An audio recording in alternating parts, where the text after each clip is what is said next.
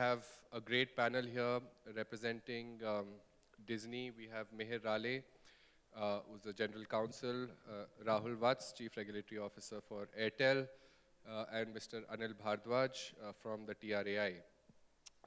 And I think it's appropriate, sir, that we start this conversation with you. And like yesterday, we keep this format as interactive as possible, and this time also encourage members of the audience to throw their hats in the ring as far as the question answers are concerned. Sir, you know, now that we're approaching 30 years of post-liberalization, or we've surpassed it in a sense.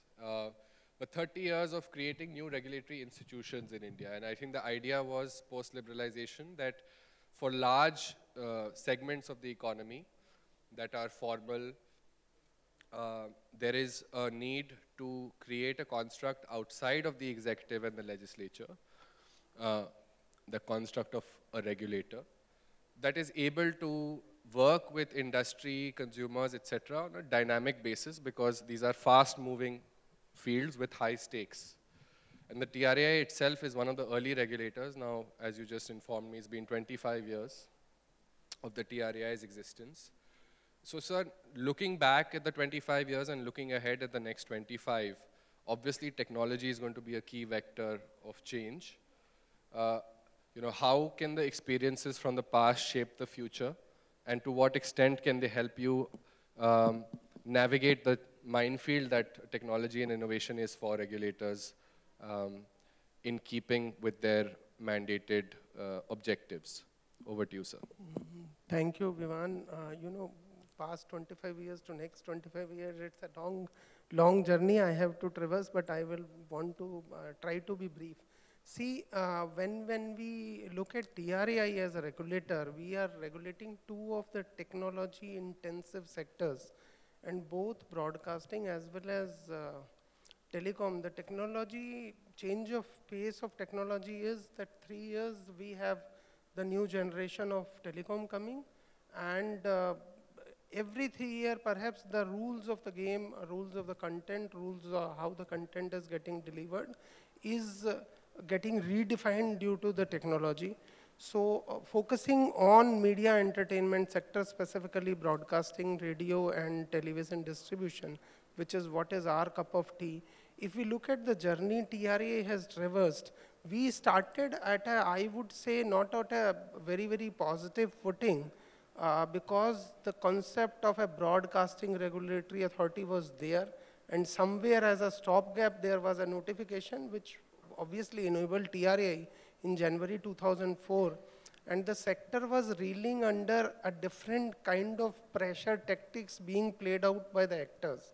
So if you look at the very first decision, and I won't go into the whole history of it, if you look at the very first decision was not to do something, it was to stall and create a status quo. Okay, no more price changes, no more changes till we understand what is happening in the market. That was the first intervention of TRAI, that nobody will be able to change prices. So from there to an enabler of the sector in 2011, where we recommended to the government, and government was very kind to, you know, amend the act and bring DAS, and then implementation of DAS, and then post-DAS, stabilization of the rules of the game, where we theoretically at least have through regulations said the consumer is now the king, and consumer will decide which channel to watch and which channel not to watch. So enablement and disablement of channel, which is what technology can enable. And the second thing as a regulator, which are, you know, very key and buzzword for any regulator, the very purpose of a regulator is to create a level playing field and be as technology agnostic as feasible. So both are the core principles at which we have been working. And I would say it's a journey in progress, and regulation, we have time and again stated that it is a journey in progress. We react sometimes to the market, and sometimes we forecast that this is likely to happen, that is why this is how we are shaping the regulations and rules of the game. And we do send recommendations to the government in anticipation of certain technological or certain you know, challenges which are coming. with the core principle, again, at the cost of repetition, which is level playing field and enablement of consumer. With that, I'll stop as first Thank you, sir.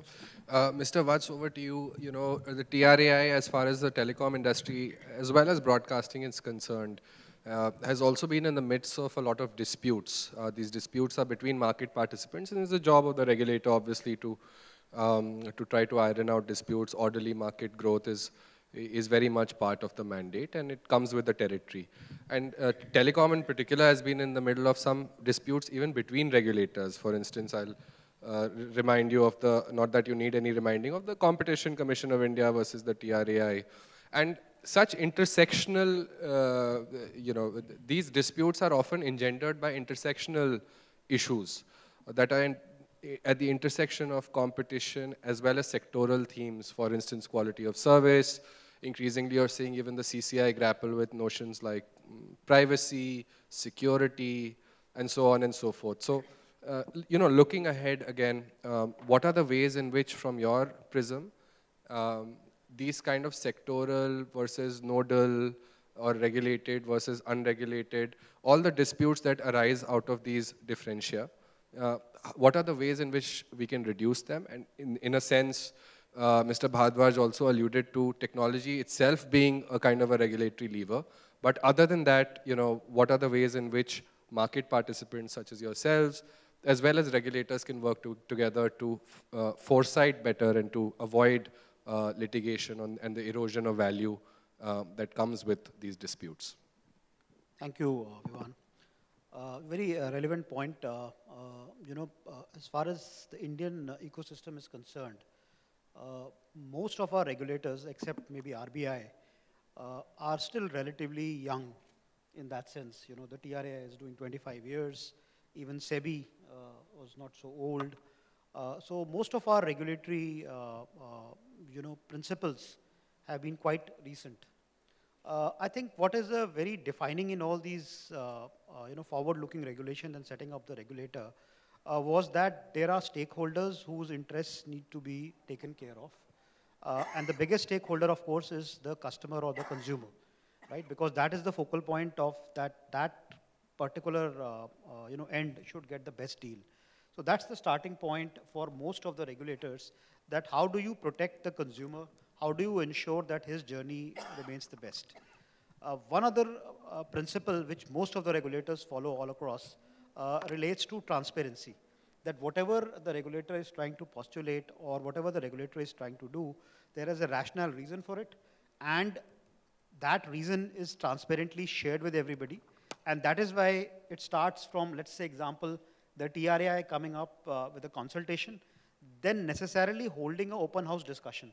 Now, that's a very important part, because all stakeholders have an opportunity to really comment on what they feel.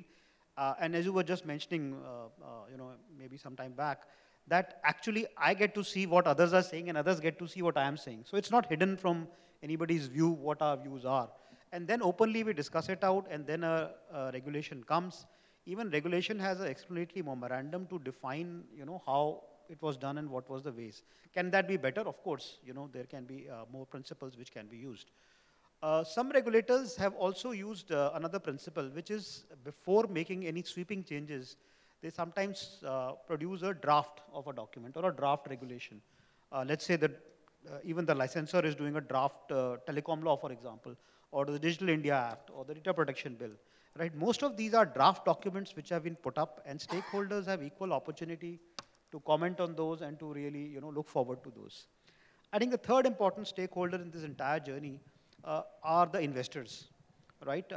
We have chosen to go and invest in a market, and today there are substantial investments which people are making, either in a regulated way or an unregulated way. And I think it's also incumbent upon the regulator to ensure that the investments which are being made are protected, right? Because it cannot be a situation where you make investment and suddenly the rules of the game change the next day, and then you are struggling as to what do we do. Of course, the challenges are the evoluting technology, which Mr. Bhardwaj mentioned, and those challenges remain. I also see a very good practice which the TRAI has initiated, which I think is really world class, which is relating to the fact that now there is a joint committee on regulators. And a lot of these issues are getting discussed in those joint forum. And that's very important because, as you just mentioned, a lot of issues are now intersecting, right? So for example, if you do something related to privacy, will it impact the RBI? Will it impact you? Will it impact somebody else? Will it have an impact on the electricity regulator, for example, if you're talking about green energy, right? So a lot of these regulators are now sitting together and taking large decisions. In fact, the decisions which came recently on green energy and open access, for conversion to green is a prime example of how regulators have been able to, come up with these principles. What are the best practices in the world, for regulators? I think most of the practices which we see in our country are already present. We have requested, our own regulator, TRAI, to also inculcate something what Ofcom does very frequently, which is to look at a regulatory impact assessment, right? As to what is the impact of the changes which we are going to bring in? How will it impact, the customers? How will it impact other stakeholders? What is going to be the cost of these changes? It's a very important principle because then you are very clear in the journey you are going to take for execution or implementation, of those regulations. So these are some of my thoughts. Thank you, Mr. Vatts. Lots of points there, and I'll come back to you on a few of these in the second round. Mihir, over to you. Being the lawyer on the panel, you cannot be excused from a sort of a legal philosophy question, which is that there is also, we often forget in our silos of regulated ecosystems and the interaction between a regulator and adjudicator and market participants, that there is also a constitutional layer that actually supersedes all of this. And we've seen over the last couple of years, maybe decade or so, a bunch of Supreme Court pronouncements that have also strengthened the economic rights of market participants, in a sense. They include judgments on proportionality. And of course, there are also legacy judgments, and I draw your attention to those, for instance, in the Sakal case or the Bennett and Coleman cases on, for instance, the freedom to propagate. Now, these are sort of very core to the kind of content business that you run, for instance.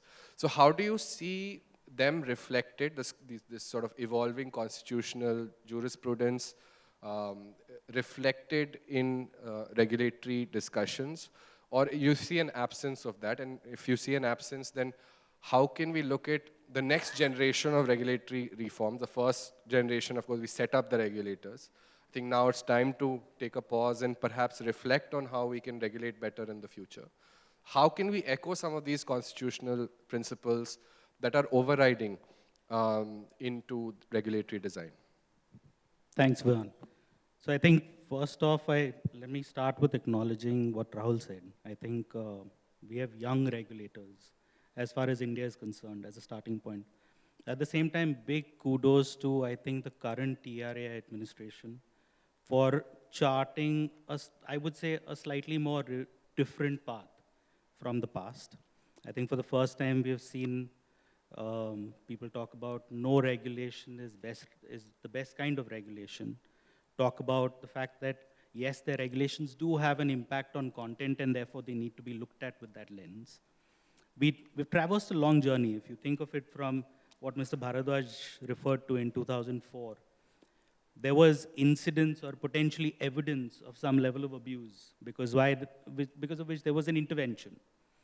Now, post that intervention, which was actually based on an evidence of some, something going wrong with the marketplace, you have a set of ex-ante regulations which have come into place, which today sort of determine market behavior before you even get in.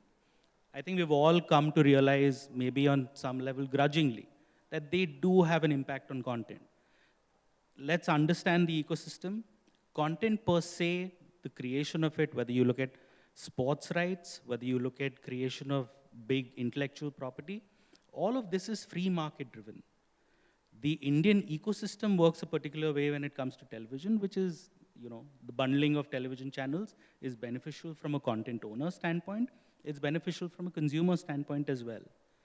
So from that standpoint, I think we've come to the realization that, yes, these regulations do impact content creation per se.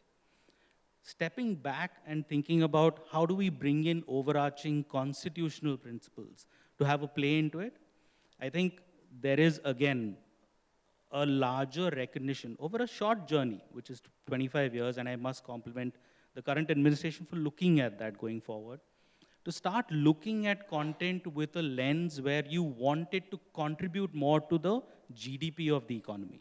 Ultimately, what is all our aim here? We want the media and entertainment ecosystem to contribute more to the GDP within constitutional frameworks.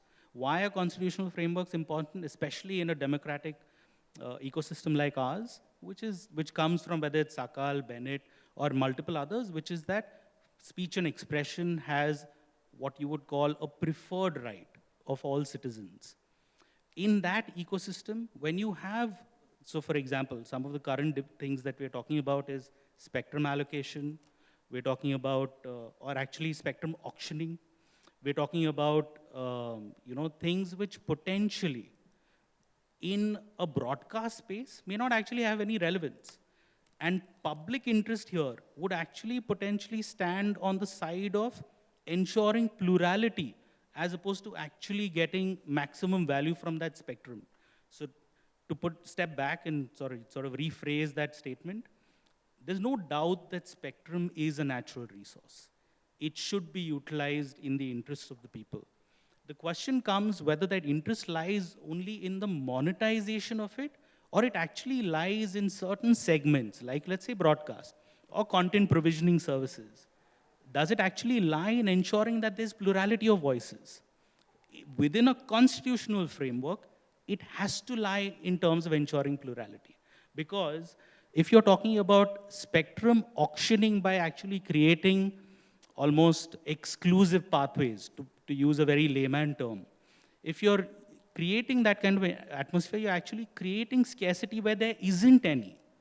So to that extent, I would say broadcast, for that matter, satellite spectrum, generally speaking, also should be looked at from that standpoint. How do we bring it into play in terms of future consultations?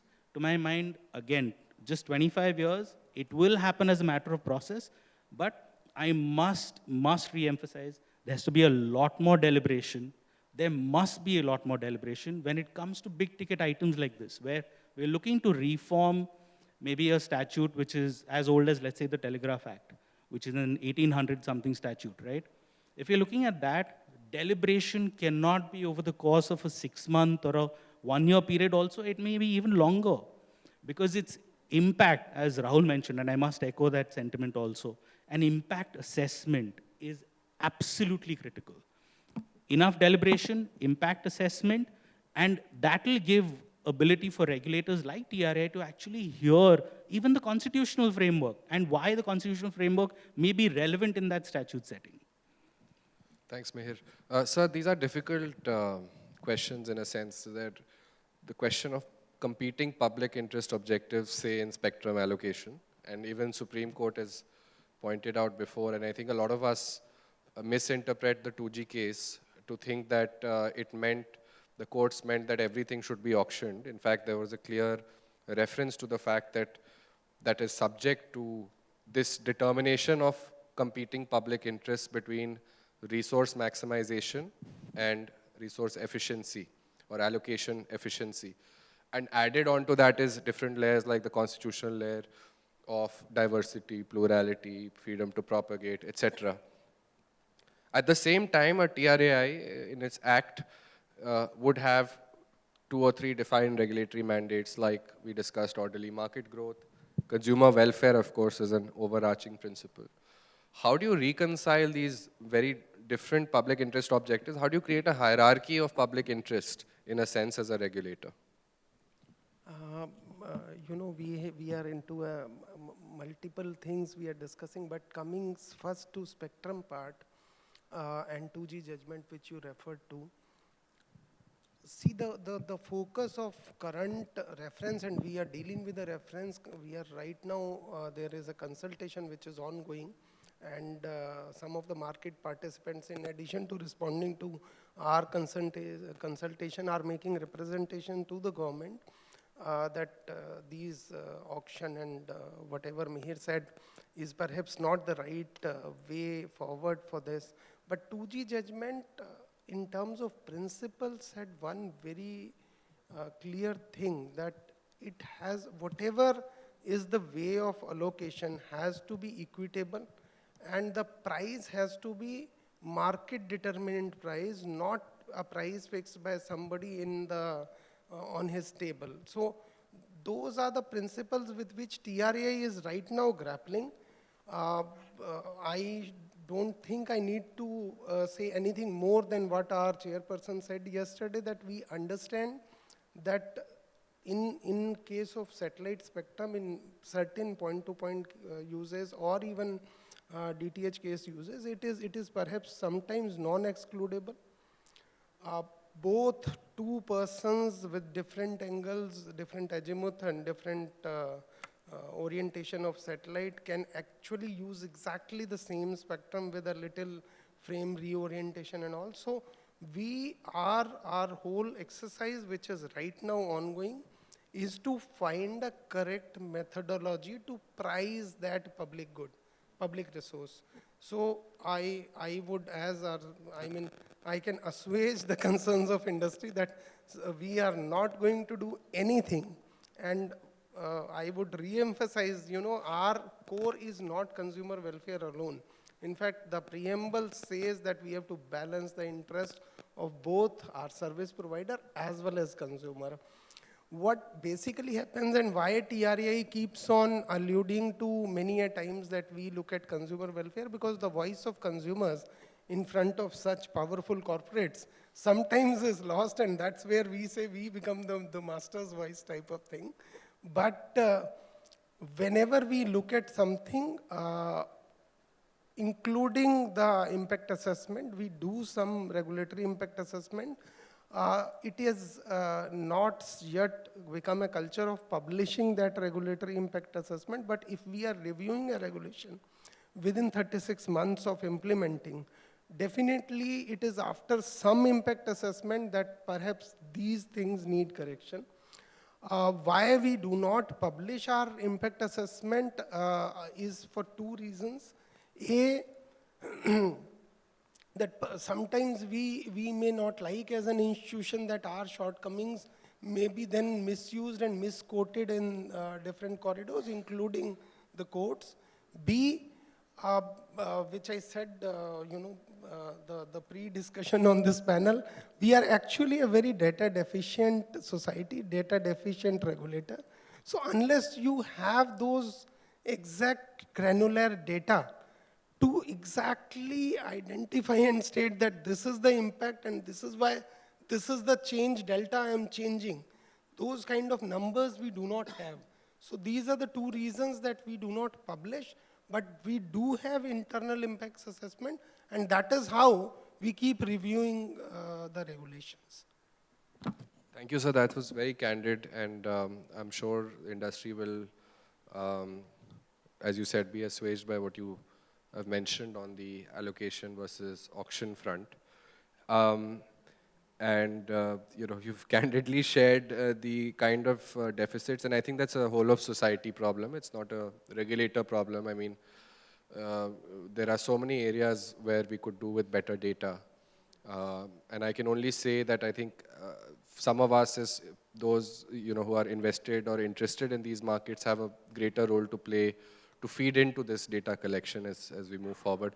But, taking on your point of, capability or competence, which is linked to the deficit of data and perhaps state capacity.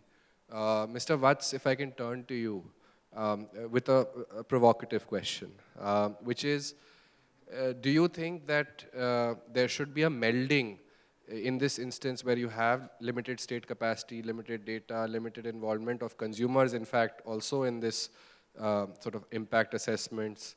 You don't see, for instance, many consumer voices really submitting informed views to the TRAI, even though the TRAI, effectively is doing this for all of us as users, consumers, more than market participants, which already enjoy a privileged relationship with the regulator, and there's a lot of interface that is dynamic. You don't have to wait for a consultation to come out to inform a view, for instance. But for consumers and users and analysts and observers, it's very important to use those opportunities to feed in. Coming back to this, the fact is that content and carriage are treated differently across the world.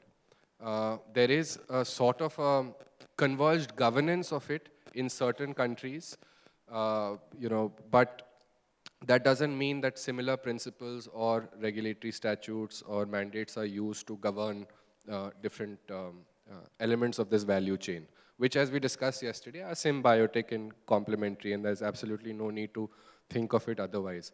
So in this environment, in our regulatory environment and ecosystem, is there any merit in asking for a convergence of content and carriage as, for instance, telcos have done in the extent case of the TRAI consultation that came out in February? Thank you, Vivan. Before I answer your question, let me just address for a minute. I just can't remain away from spectrum. So it's something which interests us a lot. We are the largest users of it. Also, large part of the revenue to the government goes from it. I think what is critical to understand is that when you are ascribing a value to spectrum, it is inherent that you are getting some exclusivity along with it. So suppose I bid for 5G spectrum, then that spectrum is mine in whatever area or geography I had bid for. And then I'm supposed to use it in that particular geography. What happens in a case where actually the same spectrum can be used by other users, right? So it is non-exclusive. Like DTH spectrum or a satellite spectrum can actually be used by multiple users at the same time, at different planes, right? So there is no exclusivity which is being derived in that spectrum. And that is the sole and the only reason where such a satellite spectrum auction has never happened anywhere in the world, right? It's not that it has not been attempted. It has been attempted. Thailand has attempted it. Brazil attempted it and failed. Thailand attempted it. It tried to bundle orbital spectrum along with orbital slots along with spectrum. Didn't work out. In fact, FCC has a clear order and a mandate that we will not auction satellite spectrum, right? So that's where on the spectrum part is there. Now let me come back to the convergence, question. I think why this question is arising is, and we had briefly discussed this yesterday also, is that the regulator in its wisdom in India made two cardinal rules, which were really defining rules for this sector. The first rule was the must provide rule, right? So everything which is available should be made available to the entire platform owners, to everybody. And that, I think, is very defining in the way the content became equitable and available to everybody. The second important thing was from the MIB, which was on the downlinking guidelines and the relationship between broadcasters and content, right? And that there are restrictions surrounding that. So those are the two cardinal rules which have defined the way the broadcasting grew in this country. Now, what I want you to do is to imagine, and this is what I think Gopal also talked yesterday, is this whole thing about access pipes, right? So eventually there are all access pipes which are today available to a customer. And this customer then tries to see content at each point in time at a different plane.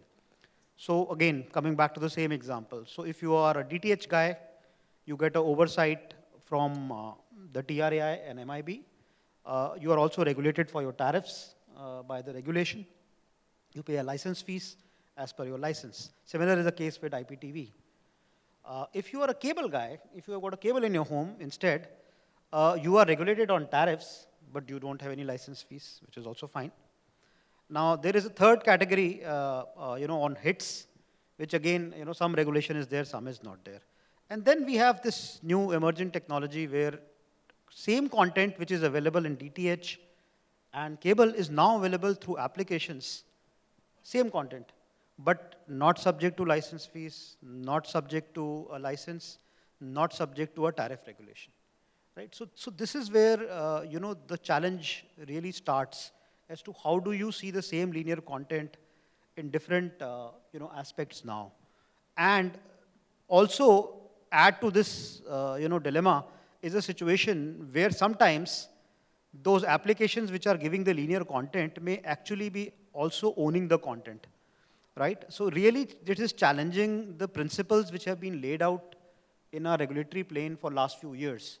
So that is the situation, we are finding So ourselves just a in. quick rejoinder on this. Then how, coming back to spectrum, vis-a-vis your must-provide contention, that there is, for the sake of the audience, there is a must-carry and an equivalent must-provide in broadcasting, which means that you have to carry the signal if the signal is available. And if you extrapolate that construct into the world of over-the-top services or content applications, that would effectively mean that you are denying exclusivity to the content owner to determine this. Now, again, you have a conflict of principles here, right? You have, as you mentioned before, in the context of spectrum, etc., there need to be some overriding principles that help us be resilient to changes in temporal changes, technological changes, etc. So how do we remain agnostic to those in the case of conflicting principles like exclusivity, which is granted by intellectual property law to content owners to monetize their content, very similar to your exclusivity for buying spectrum and using the same? I would see that there should, maybe you have some kindred spirits, between these sectors who are looking at these principles as being mutually symbiotic. I was just trying to finish. I think I'm that would sorry, have sir. really answered. Yeah. So all we are trying to say is that when you are playing the same game, the rules of the game should be same, right? And if there are rules, then there are rules. And if there are no rules, there are no rules, right? So the one way to see this is that there be no rules, and let's play that game, right? So then it's quite a fair, ground for everybody to be able to, do it. And I also understand that, a lot of this is happening because technology is today allowing this to happen. And this is continuously going to happen. This may something today, after 6 months or 1 year, another evolution will happen, and the current business models are going to be challenged.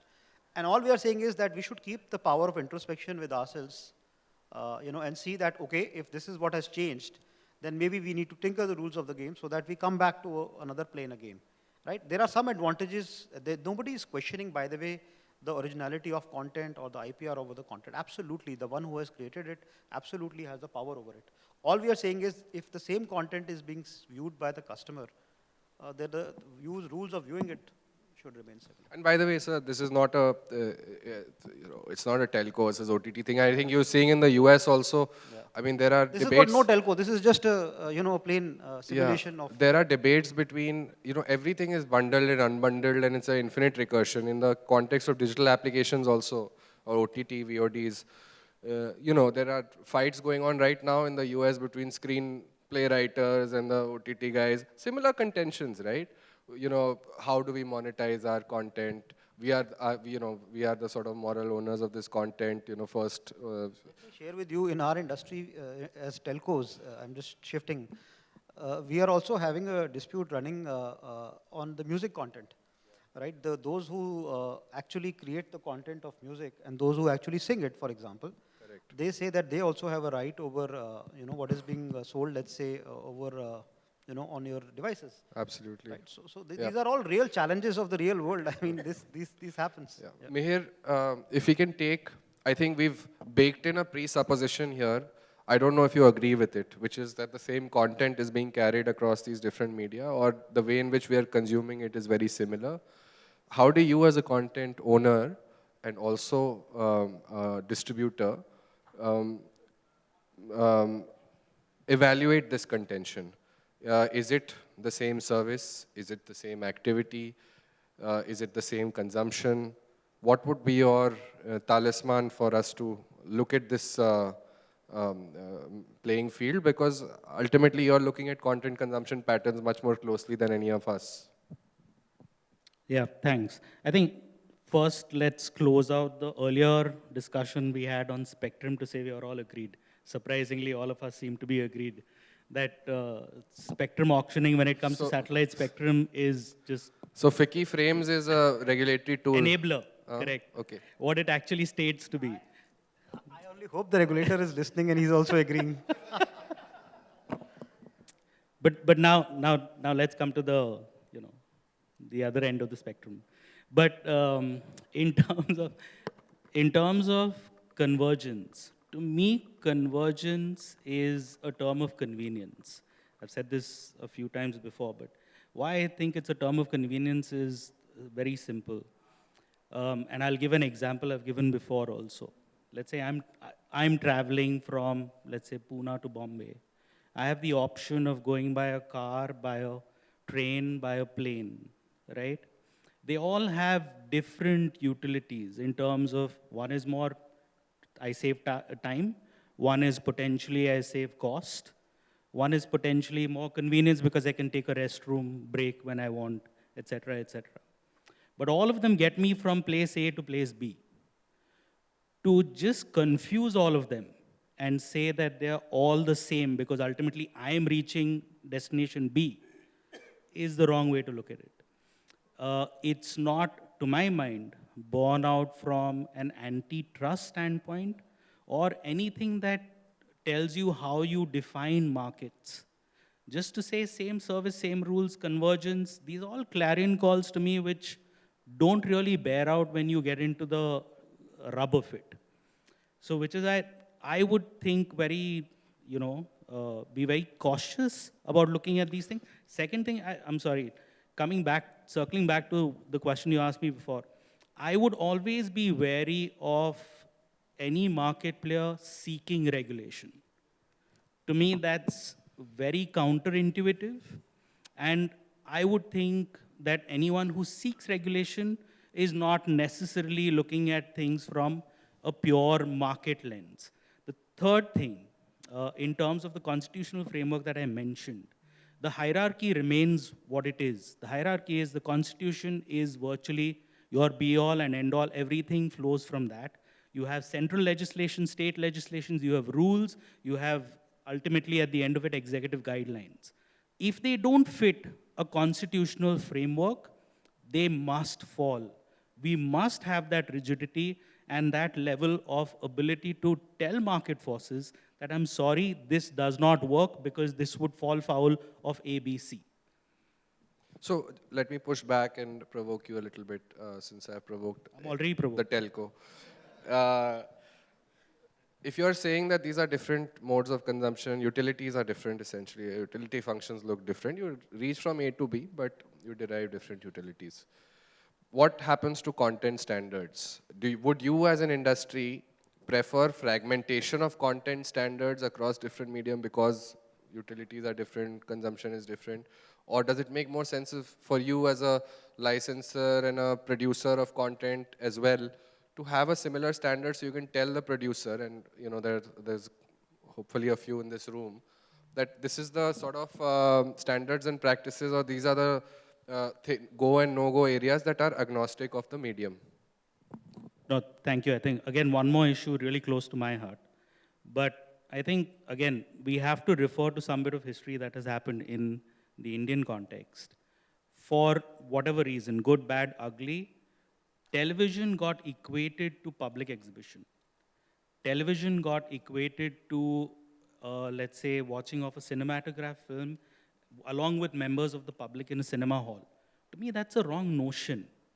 Television happens within the privacy of your own home. It may be communication to public in terms of the exercise of your intellectual property right, but you're making an active choice to consume that content in the privacy of your home.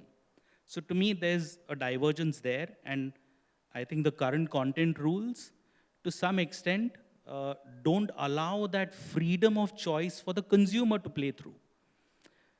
Now, to have that same lens get applied to OTT, where it's an even more active choice. What is happening? Let's understand.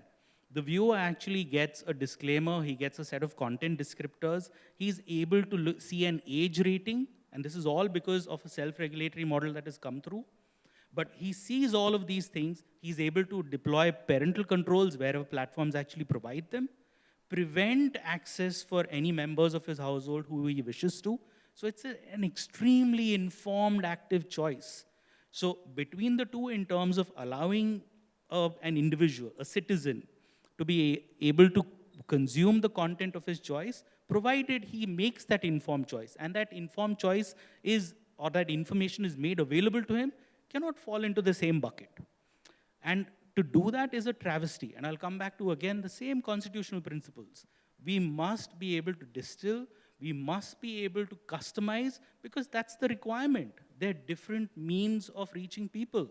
And they require a different level of participation from the consumer, who at the core of it, ultimately, to Mr. Bhardwaj's point, I don't think our interests are necessarily at all times divergent from that of the consumer. The consumer and the market player are actually interested in, we want to make sure that they're able to watch what they want to. That's a large part of our research that goes into what content we create. So to my mind, just confusing all these mediums by not distilling what each medium does, how it travels, and how it's ultimately consumed is doing a big disservice to content per se, content creation per se, and ultimately freedom of speech and expression. Thank you. As we do a very quick last round between us, I also encourage all of you, as mentioned before, if you have questions, please start, I mean, you can, okay, there are a few questions. Over to you, Mr. Shankar, if you want to go first, please.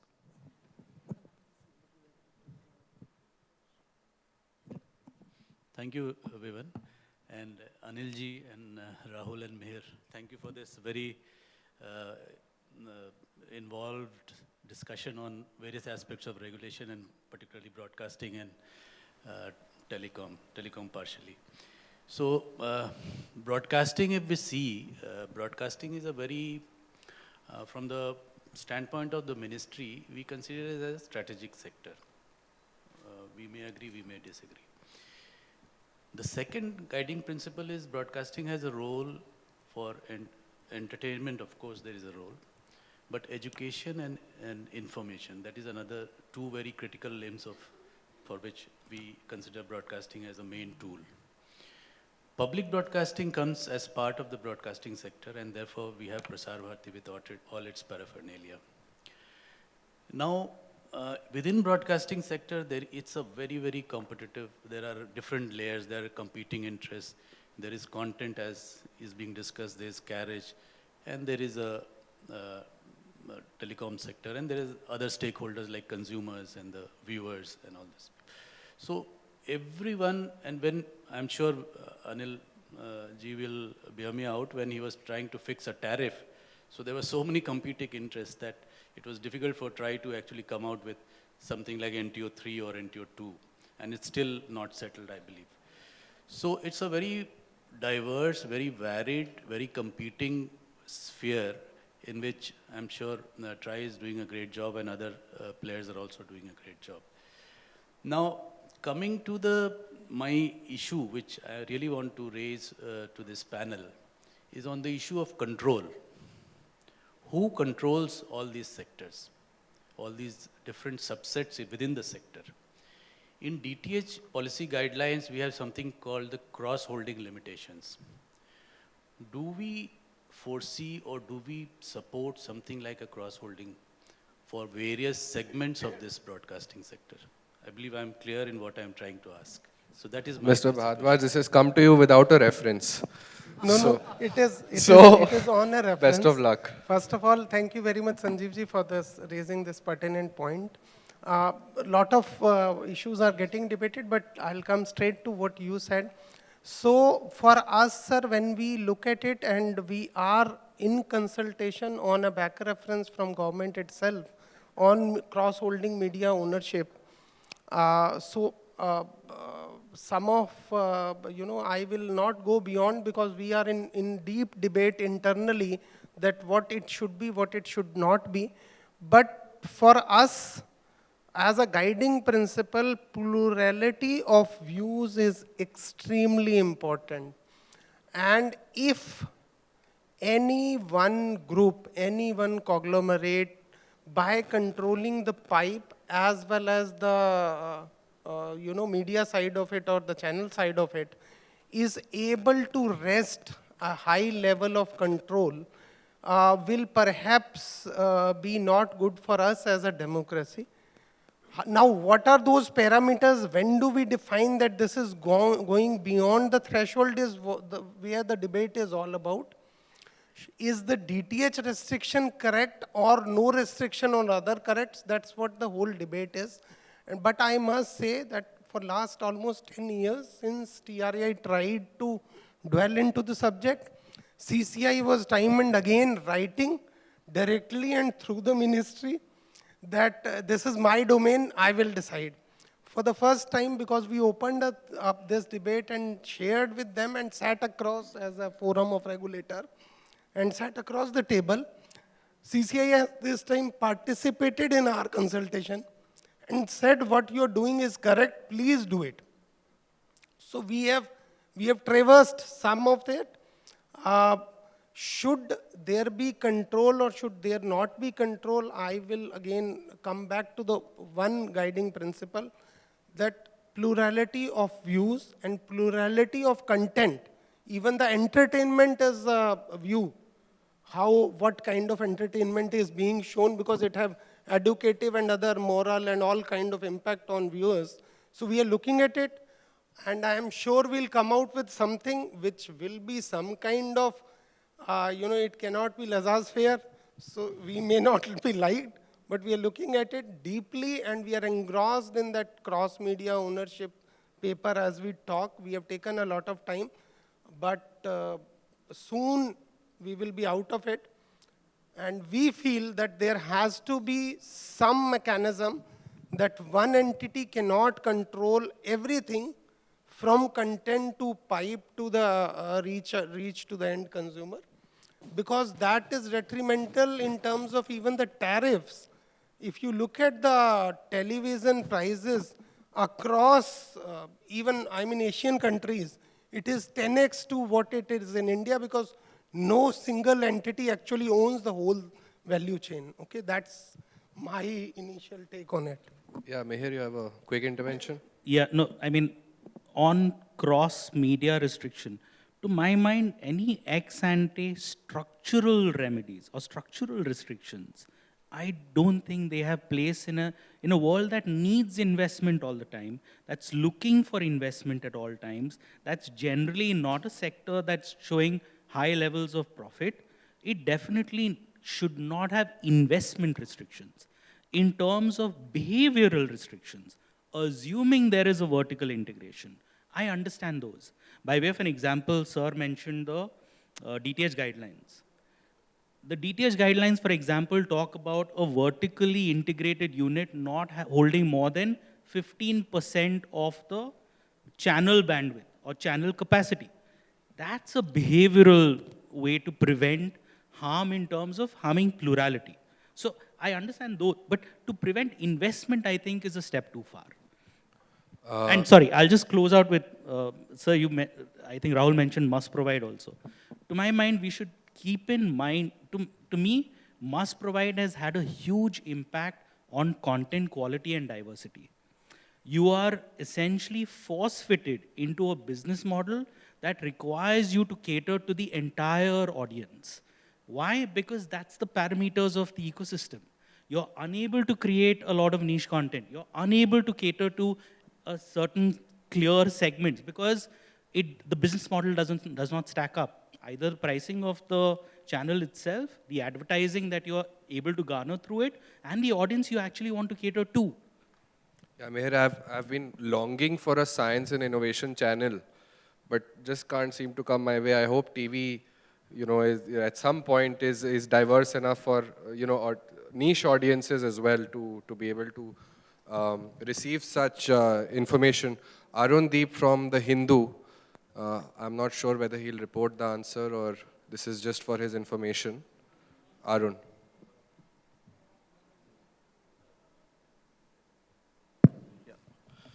Yeah, so this question is for Mihir. I'm here, over here. Sorry. Here. All right. So it's very interesting to hear you mention that Supreme Court judgment that basically limited all content on TV to UA, right? And said that, okay, if you want A, you can buy a DVD. And right now the equivalent is essentially OTT. So I just want to get clarity on why, in spite of that very evolved remark you made that, TV is a private medium, OTT is an even more private medium because you're specifically requesting content. Why industry participants continue to use CBFC cuts online, especially when the DVD industry is dead. So when a movie releases on ETT in the CBFC or even the TV CBFC form, as is the case with some titles, that original or even theatrical version of the movie is lost to history. So I just want to understand why even the permissible space that you have explicitly obtained in OTT as across the market is not being used. I think he's asking why there's a chilling effect on content in India. Best of luck. No, he's not. He's asking why we are showing CBFC certified versions. But anyway, okay. No, so I think first statement back, TV is not dead. It won't be for a long time to come in the Indian context. But in terms of why CBFC versions are shown, I think there is no mandate, there's no requirement. There are multiple movies which don't necessarily carry the CBFC certificate. There are people who may choose to carry the CBFC certified versions for their own interests, for their own reasons. I'm sure they're well-founded. I don't wish to comment on them, but there's no requirement, so that we're clear.